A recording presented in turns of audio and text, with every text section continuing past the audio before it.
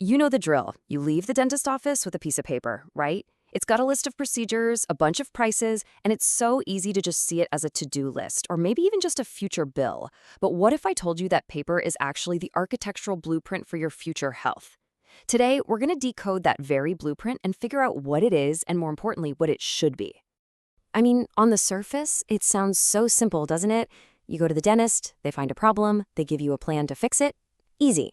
But that simple list, it's actually the very last step in a super complex, systematic process. It's not about just pointing out cavities, it's about crafting a personalized health strategy for you. And trust me, every single step matters. So, what does treatment planning actually mean? Well, think of it like a perfect matching game. A great plan takes your specific, unique needs and perfectly matches them with the best possible treatment options out there. And the key here is that it's not just a random list of stuff to do. Every step is arranged in a logical sequence, kind of like building blocks, to make sure you get the best and safest outcome. All right, so here's how we're going to break this all down. First, we'll nail down what a plan really is. Then we're going to look at the two key ingredients that have to go into it. After that, we'll walk through the four-step blueprint for how it's built. And finally, we'll talk about the super important roles played by both the dentist and, yeah, you, the patient. Okay, first up, what exactly is a treatment plan? Well, as you're about to see, it is so much more than just a simple to-do list.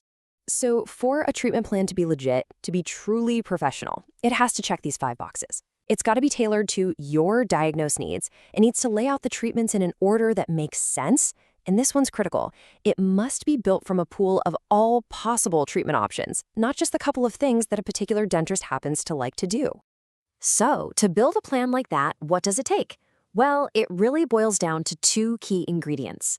These are the 2 types of knowledge that make up the entire foundation. And this visual, it just nails that whole matching process we talked about. See? On one side, you've got this deep dive into the patient's unique situation. On the other, you've got this huge library of all the possible treatments. A great treatment plan is born right there in the middle, where those 2 things come together perfectly. And here they are, those 2 ingredients. On one hand, you need specific knowledge. That's a deep understanding of you, the patient, that you only get from a complete and thorough diagnosis. But on the other hand, you need broad knowledge. That means a full command of all the available treatments. If a dentist is weak in either one of these areas, well, that creates a huge blind spot, and it puts the patient at risk of getting the wrong care. Okay, so you've got those foundational ingredients in place.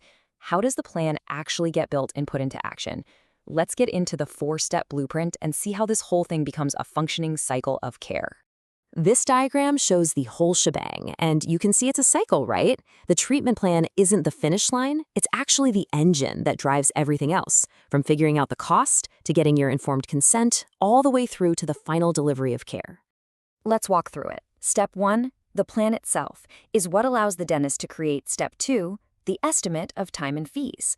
And that's so important because it's what empowers you, the patient, to give Step 3, informed consent. You can't really agree to something if you don't know the what, the why, and the how much. And it's only with your go-ahead that the whole process can move to the final step, the actual delivered care.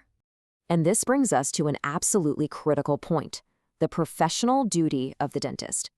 As the architect of this plan, their responsibility goes way beyond just having good technical skills. And here it is, the core of that duty. A dentist plan has to be built around one thing, and one thing only, the patient's best interest. They have to resist that temptation to only suggest the procedures they're most comfortable with. If the best solution for you is something outside their personal skill set, they have a professional and ethical duty to refer you to someone who can do it right. And make no mistake, the consequences are serious.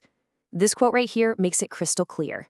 Failing to refer a patient when it's needed isn't just bad practice. It's unethical, and it can even lead to legal action.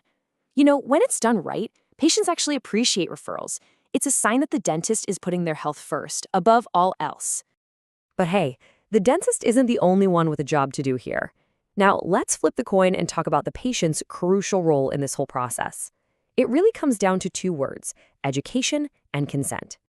This right here is a huge takeaway. That treatment plan, it's not just a set of instructions for the dentist. It's an educational tool for you. You could say its main job, Beyond just outlining the care, it's to get you up to speed on your own dental health and what needs to be done about it.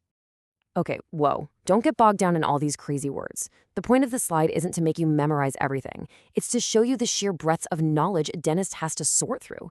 They're thinking about everything from adjunctive care, which is basic stuff like infection control, to complex prosthodontic care, like implants and dentures.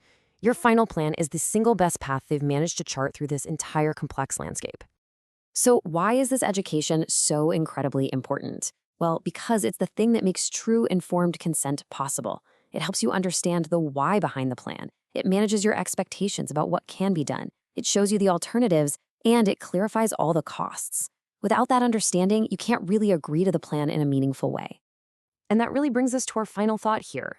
A truly effective treatment plan, it transforms healthcare from a one-way street of instructions into a two-way conversation. So the next time you're handed a plan, don't think of it as the end of the line. Think of it as the beginning of a really important discussion about your health.